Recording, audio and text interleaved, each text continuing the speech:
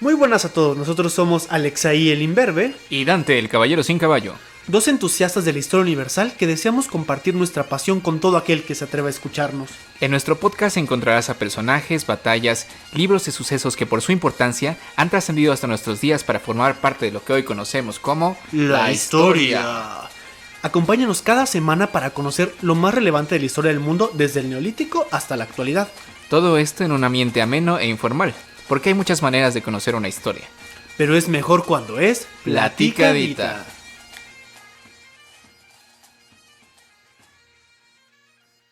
Muy buenas tardes, bienvenidos a nuestro segundo episodio. Mi nombre es Alexaí y en esta ocasión hablaremos de un tema que quizá no les suene tan familiar, pero que sin duda es indispensable para su vida cotidiana. Estamos hablando de las conservas. Así es, todo el mundo en su alacena va a encontrar una conserva y el episodio de hoy vamos a hablar de esas latitas de atún que se comen con su pan Bimbo, ese jamón que el chavo le ponía a sus tortas y bueno, vamos a descubrir toda la historia que viene detrás de los alimentos en conserva. Este capítulo está dedicado a todos esos alumnos foráneos, los cuales basan su dieta en sopas instantáneas y atún enlatado.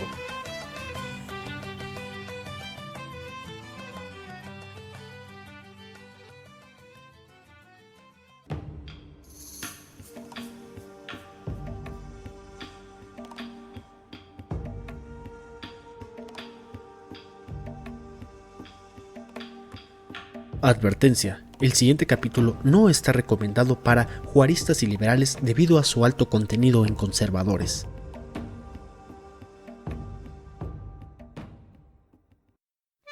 Las conservas y los enlatados han permitido el surgimiento de grandes imperios, así como la expansión del humano por el mundo.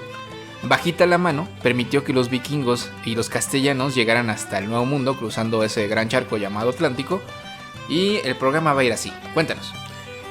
Primero veremos qué había antes de las conservas, por qué surgieron y cómo se fueron desarrollando. Después hablaremos de los principales métodos de conservación y desde ahorita les vamos diciendo que, en efecto, el alcohol sí es uno de ellos. ¡Lo sabía! Finalmente, revisaremos cómo es que después de siglos de refinamiento tecnológico, tú puedas abrir tu latita de atún un día cualquiera con carne de un pescado que quizás estuvo felizmente nadando antes de que tú siquiera nacieras. Bueno, pues provecho, pásela y sí hay. Les recordamos que ustedes pueden contactarnos a través del correo historiaplaticadita@gmail.com o a través de nuestras redes sociales en Facebook y Twitter como @hplaticadita, o sea, Historia Platicadita. Y si ponen Historia Platicadita tanto en Facebook como en Twitter, seguramente nos van a encontrar. Muy bien, vamos a comenzar por el principio, la antigüedad. ¿Cuándo comenzaron los humanos a tratar de conservar los alimentos? En las primeras sociedades humanas, la conservación de alimentos era fundamental.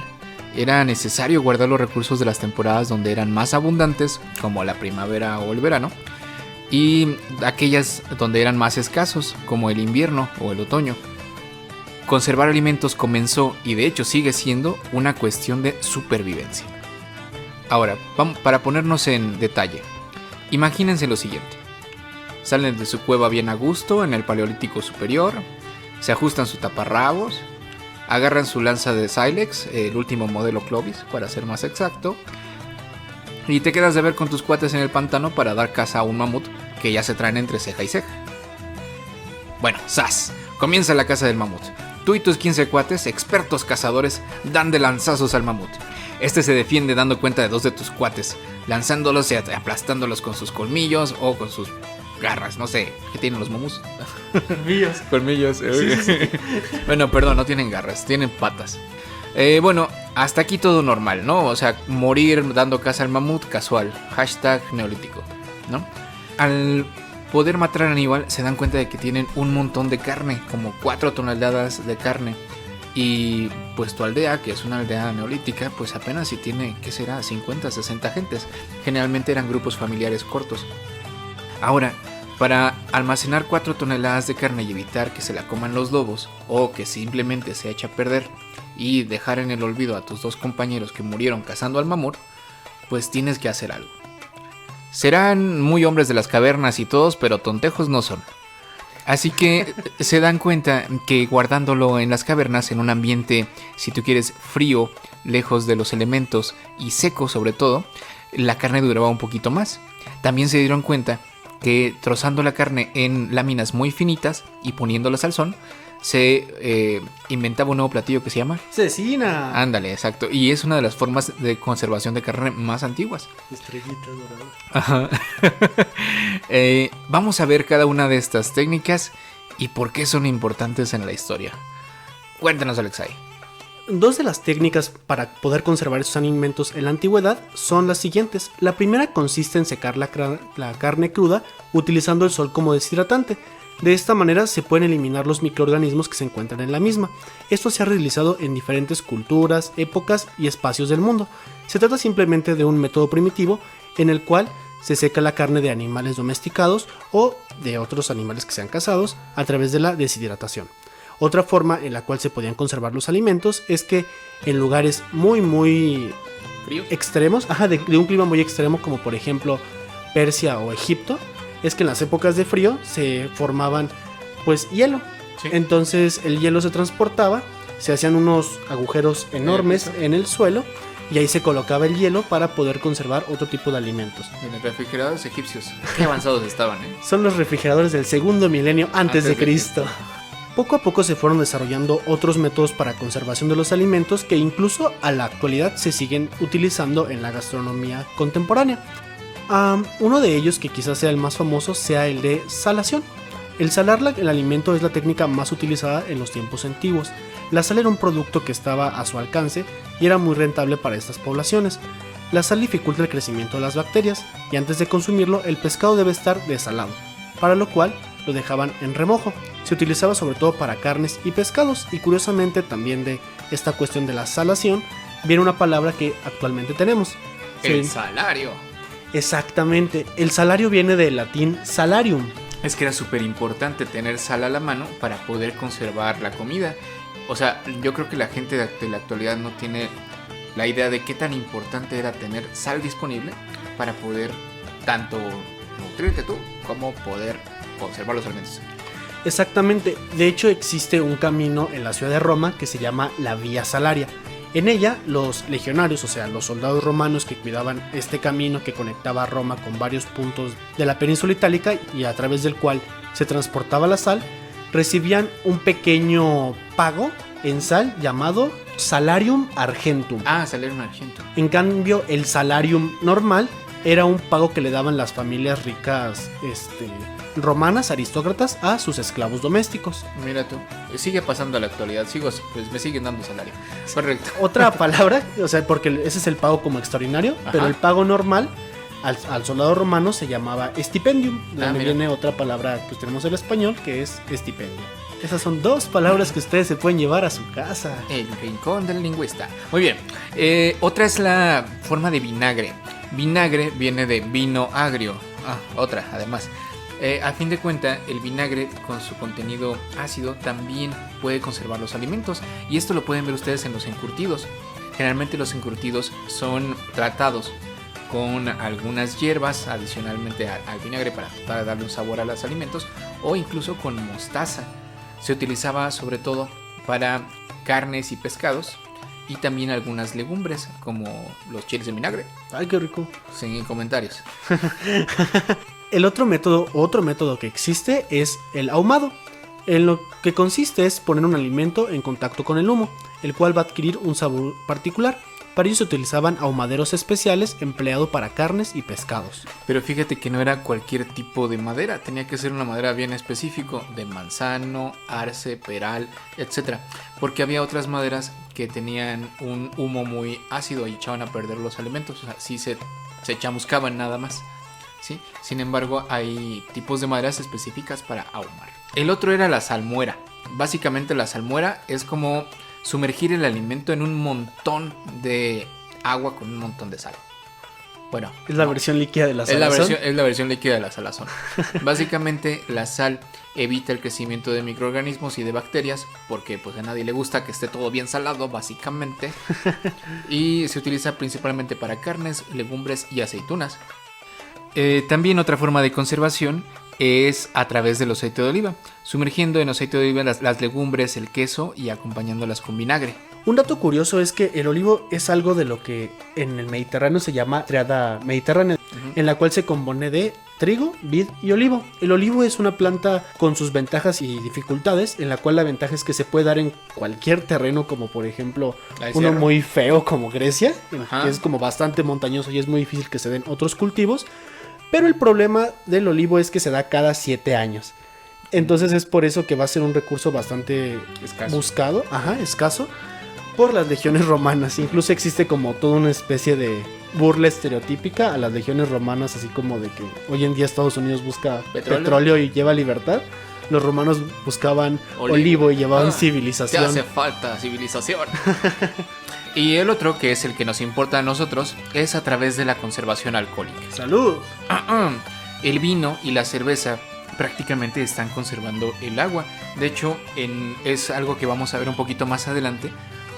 Para las grandes travesías marítimas o para grandes travesías donde no se puede disponer de este líquido, se le agregaba un poquito de vino al agua o de vinagre para que pudiera ser tomado, porque el agua se pudría.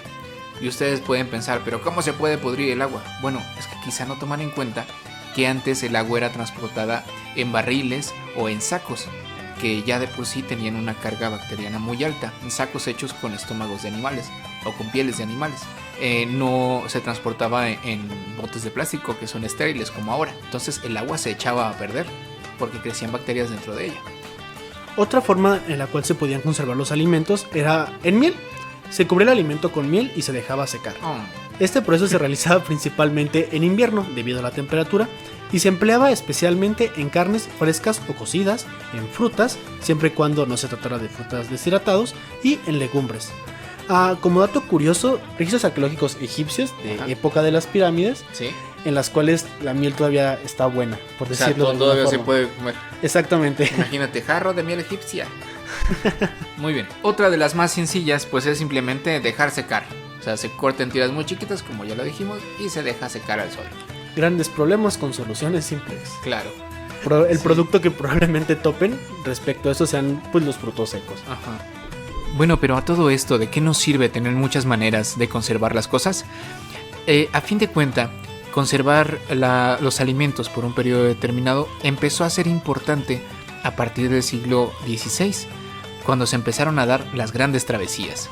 Es decir, se necesitaba conservar comida fresca durante varios meses, incluso años. Y esto va a ser necesario cuando se empieza a hacer la travesía entre Europa y América. Antes de pasar al siguiente tema, que son las grandes travesías, queremos compartirles una saloma. Una saloma es una canción de navegación, tanto en motivo de ocio como en motivo instructivo a la tripulación de un barco. ¿Pero qué daba? Daba instrucciones, daba un ritmo, por así decirlo. Si tú estabas cantando What We Do with the Drunken Sailor, sí, es como era que como la repetitivo, ¿no? Así, jalar cuerda. Sí, y sabías a qué ritmo, exactamente. Entonces les compartimos una que se llama Drunken Sailor antes de pasar al siguiente tema. Bueno, ahora que hemos escuchado todas las maldades que se le hicieron a este pobre marinero, ¿podrías contarnos un poco más, Dante, acerca de esta vida marítima? Pues mira, a pesar de que todos tengan la impresión de que ser marinero era del nabo y todo, pues bueno, sí era del nabo, pero se trataba de cuidar hasta cierto punto la salud de los marinos, porque vas en una barquita de madera en el siglo XVI dependiendo de unos pelafustanes que si no están haciendo bien su trabajo, te vas a perder. Entonces, hay cuestiones que la gente común no sabe acerca de viajar en el mar. Estas travesías duraban meses, 3 o 4 meses, por lo cual hacía muy difícil mantener alimentos frescos. Surgían enfermedades como el escorbuto, que el escorbuto provoca entre algunas de sus males que se te caigan los dientes, que tengas mucha debilidad y que simplemente no tengas la capacidad de trabajar, jalar una cuerda o desplegar una vela en un barco. Es por ello que es bien importante que la tripulación se mantenga pues con alimentos frescos. O les daba el mal del marinero.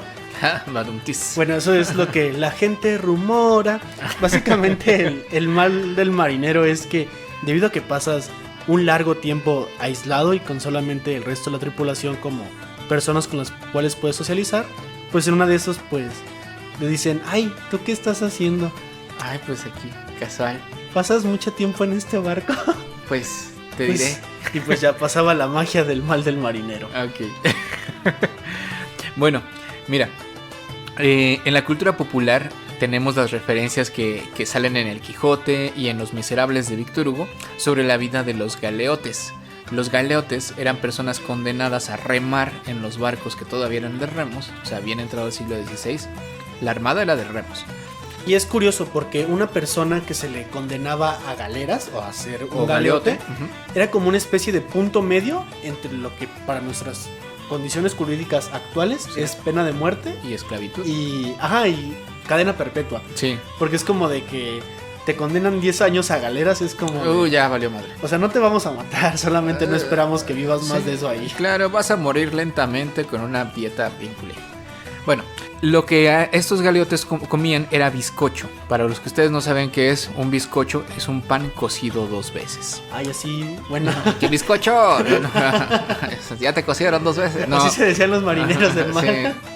Bueno, vamos a ver cómo era el suplicio de comer en un barco del siglo XVI. He aquí una narración.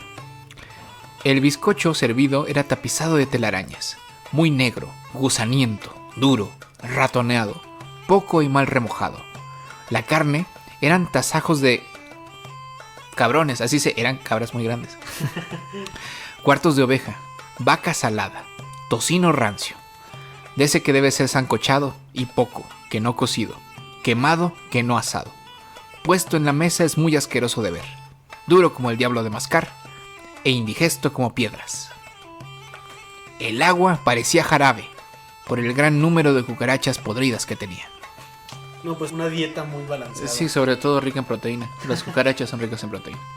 Y imagínate, hay afirmaciones que nos permiten ampliar y reafirmar lo que esta pequeña narración nos dice. Por ejemplo, en el primer viaje de Colón se cargaron víveres para 15 meses y agua para 6 meses. Porque se cargaban alimentos para el viaje de ida y vuelta. Colón tardó, ¿qué? ¿3 meses? ¿4 meses en llegar a América? En el primer viaje sí. Ah, muy bien. Y tenían que cargar alimentos de ida y de vuelta. Entonces imagínate cómo es tomar agua de hace 7 meses en un barril de madera. Sí, porque justamente como tú mencionas, tienen todo este contenido de bacteriano. Y mira, por ejemplo, había 88 personas en el viaje de Colón, 25 caballos, 20 barracos, 800 marranas, 4 asnos y además 18 toneladas de trigo, 2 de harina y 1 de carne salada. 7 toneladas de bizcochos. O sea, los bizcochos, acuérdense, es el pan cocido 2 veces.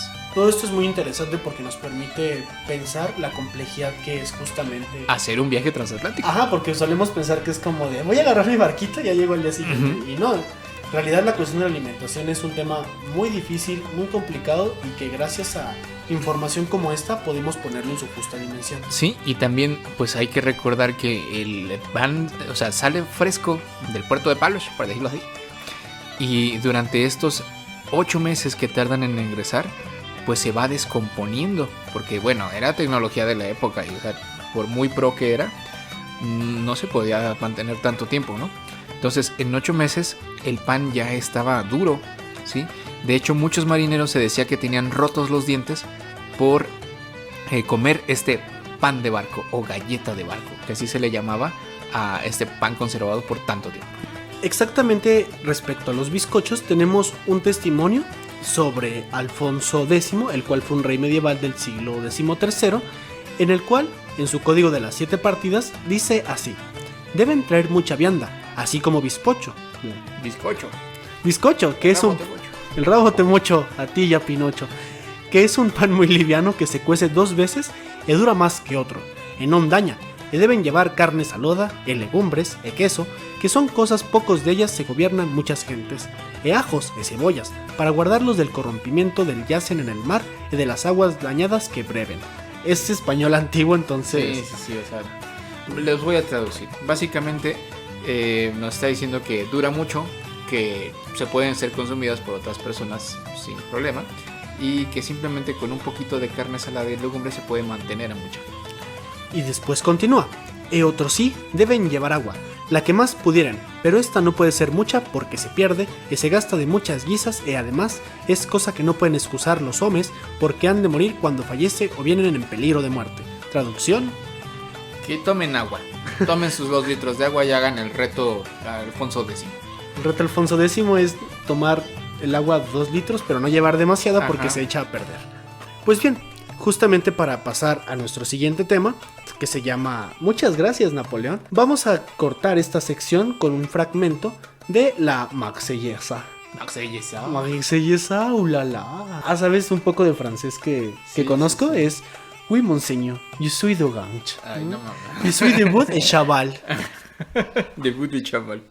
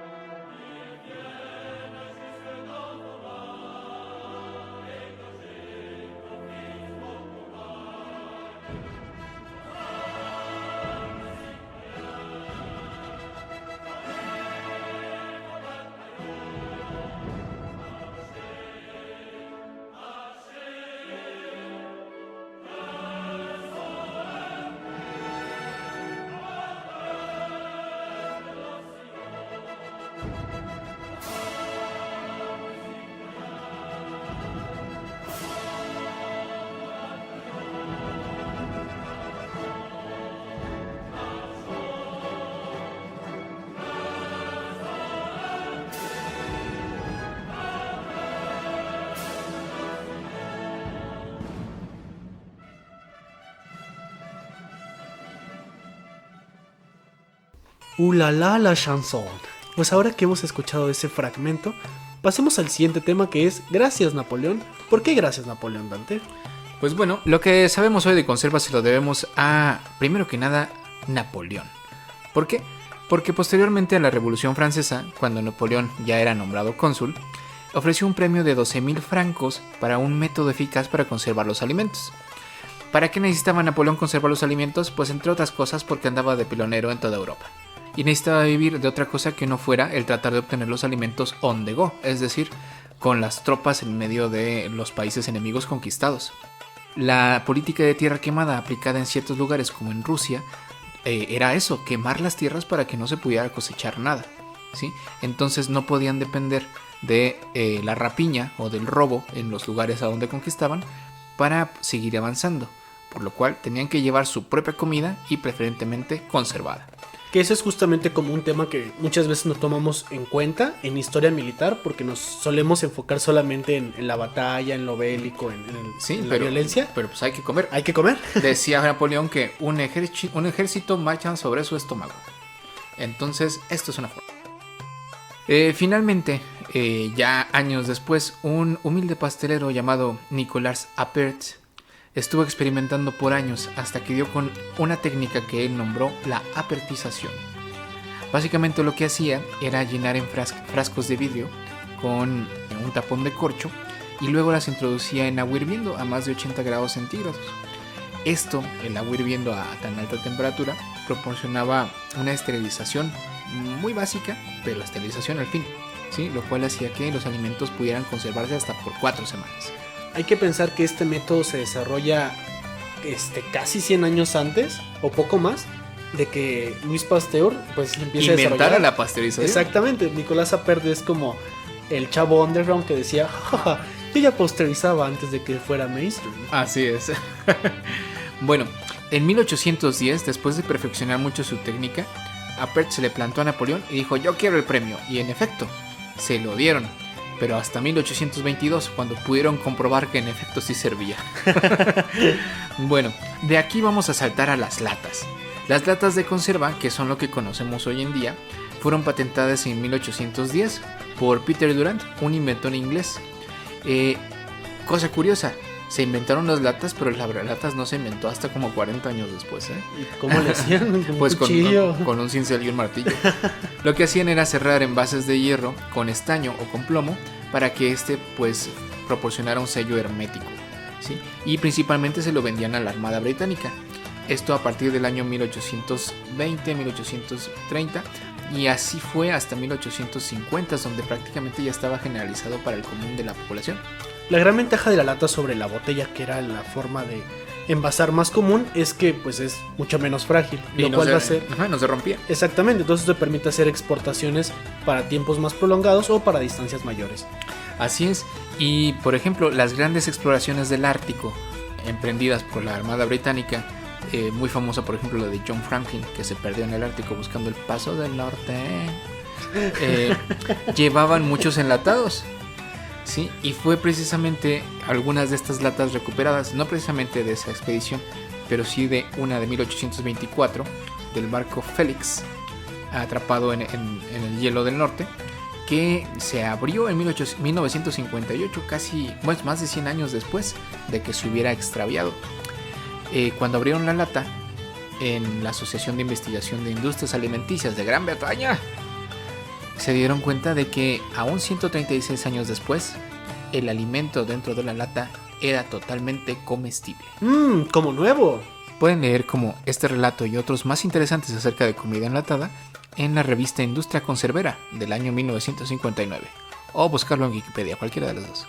Después de esta recomendación hemerográfica, vamos a pasar a la siguiente sección, pero antes les compartimos un fragmento de otra saloma, Spanish Ladies.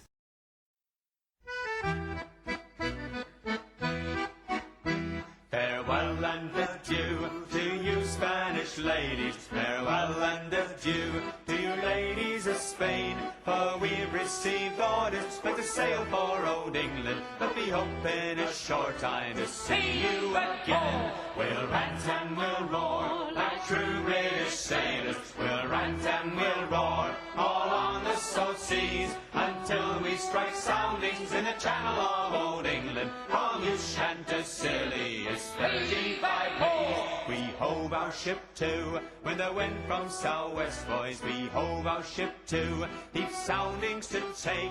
'Twas 45 fathoms with a white sandy bottom, so we squared our main yard and up channel it more. We'll rant and we'll roar like true British sailors. We'll rant and we'll roar all on the salt seas until we strike soundings in the channel of old England. From Ushant-to-Scilly is 35 leagues. The first land we sighted was called the Dodman. Next Rame had off Plymouth, off Portsmouth the Whites. We sailed by Beachy, by Fairlight and Dover, and then we bore up for the Southbourne Lights. We'll rant and we'll roar. Pues bien, Dante, ya nos has explicado un poco acerca de la cuestión de las latas, el proceso, las ventajas, los beneficios, pero ¿qué es lo que se guardaba que quizá no nos pudiéramos imaginar? Pues mira, hay una lista de cosas enlatadas raras en todo el mundo y hay de todo. Desde un pollo entero enlatado, o sea, es una latota así como chilera, pero viene un pollo dentro, así, un pollo, tal cual. Hay hamburguesas enlatadas porque gringos. Sí. Hay víboras de cascabel enlatadas porque pues aparentemente es una especie de costumbre del norte de Estados Unidos. De ahí saldrá el chiste de que es como una lata y salen unas serpientes. Ah, mira. Puede ser. Nunca me lo había propuesto. Por ejemplo, en Tailandia hay escorpiones enlatados. Órale, como en Xochimilco. Qué bueno. Hay cerebros de cerdo enlatados y hay lenguas de cordero enlatadas. Así que curiosamente, algo que se me hizo como que bien extraño era que en Francia había elotes, o sea, el elote, la mazorca. Ah, completa, no. En una lata. No desgranada como. No. O sea, como que, ay, voy a comer elote. Pero era un elote. Francia exotizándonos. Sí, claro, hay que normalizar el elote. Pero pues también es curioso, ¿no? Porque la lata o los alimentos enlatados van a volverse un referente obligado en toda la cuestión de cultura popular, por llamarlo de alguna forma. y también ha sufrido como su propio cambio. Yo me acuerdo que si tú ves como caricaturas de por los 50 hasta todavía inicios de los 2000, el alimento enlatado o la conserva por excelencia es la sardina, Ajá. que en realidad ya no tiene ese peso como para ser el estereotípico en comparación de el atún Sí, o la sí. sopa instantánea. Sí, fíjate que tienes razón, porque yo creo que incluso muchos Tenians ya ni siquiera saben lo que es sardina o comer sardinas, ¿sí? El atún yo quizás es el más democratizado, atún para todos, pero sí, tienes razón, antes la comida enlatada tenía pues hasta su propia fanbase. Fíjate que había coleccionistas de latas y ¿sabes dónde tuvo también mucha relevancia? ¿En dónde? En la Guerra Fría. Porque en la Guerra Fría todos tenían el miedo de que iba a haber una tercera guerra mundial y todos empezaban a almacenar alimento. De hecho también como medio burla eso de los gringos que tienen como su mini búnker, ¿no? Sí. Güey, vendían búnkers así Vendían como búnkers. instalables en tu casa. Y quién sabe si algún incauto en México también compró uno de esos, pero así como son de fantoches no me lo dudo. Y bueno, para finalizar este asunto de las latas, vamos a qué lata. vamos a pasar a nuestra siguiente sección, que es Historiando Ando. Para recordarles de qué trata esta sección, vamos a estudiar o bien comentar algunos hechos de la actualidad que por su relevancia van a pasar a ser hechos históricos en el futuro. Y el hecho que vamos a comentar el día de hoy es el lanzamiento del SpaceX. Que por cierto se cambió la fecha porque mucha ciencia y dinero, pero no enterraron un cuchillo en la tierra. Para que no lloviera. Para que no lloviera. Porque Sí. justamente esa fue la causa de la cancelación del lanzamiento. Sí, iba a ser un martes, pero fue hasta un sábado, ¿no? Bueno, y bueno, también los rusos tienen el lanzamiento del Soyuz y así de que, ay, pues se cancela SpaceX. Y sale el Soyuz así con relámpagos y truenos y todo. Pero son cosas distintas. Los rusos son rusos. Pues cuéntanos un poco acerca de esto, Dante, por favor. Pues bueno, la característica principal del el SpaceX es que es la primera incursión espacial de una empresa privada. Es decir, una empresa privada en conjunto con la NASA logró lanzar un transbordador a la Estación Espacial Internacional, lo cual nos plantea la siguiente pregunta. ¿En el futuro la exploración internacional estará supeditada a los privados?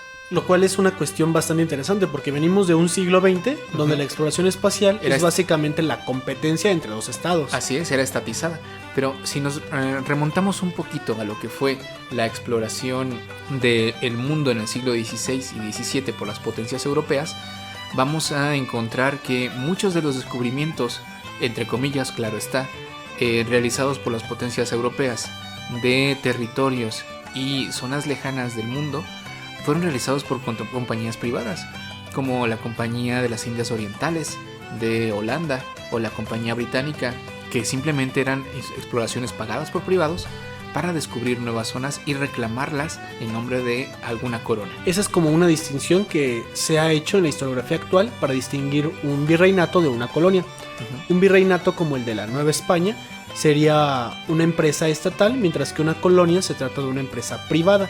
En este caso, por eso podría decirse muy bien que son proyectos coloniales en cuestión de lo que está haciendo SpaceX en función de que se trata de un proyecto privado. Y Así esto es. puede hablarnos de que quizá la exploración espacial pueda atender a razones de mercado antes que de Estado. Obvio que es de mercado, sino que estarán haciendo ahí las empresas privadas.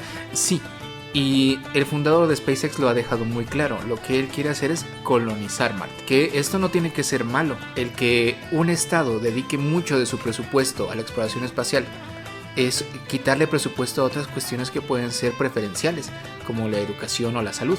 El que lo realicen las empresas privadas, aún obteniendo beneficio de él, pues puede ser hasta cierto punto benéfico. Para este tipo de cosas suele ser como el chiste de los servicios que se pueden llevar a cabo espacialmente, pero ya se están haciendo realidad. No recuerdo bien el año, pero hay un envío de Pizza Hut, si no recuerdo, sí, Pizza al Hut. espacio. Ajá. Sí. Entonces, la verdad es que se está viendo cada vez más posible o más palpable este tipo de actividad humana fuera del planeta. Así es. Y mira, que este podcast sea de testigo. En 10 años va a haber turismo espacial. Yo lo vi. Sí, va a abrir las puertas a que el turismo se pueda realizar fuera de la Tierra. Quizá no llegamos tan lejos, quizá a lo mejor podemos dar la vuelta a la Luna. Pero estas cuestiones como la exploración privada del espacio está abriendo la puerta para ellos. En un principio solamente los ricos van a poder viajar, obviamente como en todo, como el primer viaje en avión, pero abre la puerta a que en un futuro, quizá no muy lejano, esté abierta a la mayoría de las personas. Con esto finalizamos nuestra sección de Historiando Ando, para la próxima semana tocar un nuevo tema de actualidad. Lo te vamos a tocar. No. Pues bien, en esta sección del telégrafo, antes que nada quisiéramos agradecer la buena recepción que recibió el primer capítulo. La buena recepción que recibimos de la recepción. Ajá, exactamente. Y vamos a compartir como algunos de los comentarios que se nos hicieron y pues agradecer a estas personas. También quisiéramos mencionar nuestra fe de erratas. Sí, los roedores religiosos. O más bien los errores que tuvimos, por ejemplo... En el episodio pasado. Lo que sucedió en el episodio pasado es que recomendamos el trabajo... Bueno, no es un trabajo, son los partes de guerra de Álvaro Obregón. Y yo dije 10,000 kilómetros en campaña, pero son 8,000. Y es muy importante porque 2,000 kilómetros pues es un montón de gasolina. Exacto, en efecto. Yo también me refería a Argumedo como un culé. La verdad quise decir culero. Gracias. Pues bien. Continuamos. Queremos agradecer a todas aquellas personas que se pusieron en contacto con nosotros a través de sus redes sociales para felicitarnos por nuestro primer episodio. En específico mandamos un saludo a Eugenia Vallejo, a Julieta Rodríguez, A Israel Magaña, a Ani Flores, a Nacho Herrera. sí, y a Paulino Fuello. Muchas gracias por habernos escuchado y esperamos que les guste este segundo episodio. Queremos también recordar nuestras redes sociales y métodos de contacto para que ustedes puedan hacernos llegar sus sugerencias, temas, comentarios e incluso memes de todos los episodios que hemos estado publicando. El correo es, historiaplaticadita@gmail.com, mientras que las redes sociales son en Twitter y Facebook. historiaplaticadita o hplaticadita @hplaticadita. Déjenos su correo en hplaticadita. Gracias. Con esto terminamos nuestro segundo capítulo. Esperamos que ahora que cada vez que consuman un alimento que implique que sea una conserva, pues se den cuenta de que están consumiendo la historia. Ey, Estás diciendo, les estos está son... entrando por la boca por la historia. Pues bien, Y que se acuerdan del podcast y que nos den like, la verdad. para compartirnos y poder decirle a las otras personas que se les está metiendo por la boca la historia. Pues bien, con esto vamos a cerrar con una saloma final que es... ¿Cuál es? Leave her, Johnny, leave her. ¿Y de qué trata? De un barco. Sí, her is the ship. Sí, la verdad es que her en inglés es para los barcos. O sea, los barcos son ella. Pues escuchen esta triste historia donde pues Johnny tiene que dejarla. Nos vemos hasta el siguiente capítulo. Well, I thought I heard the old man say, leave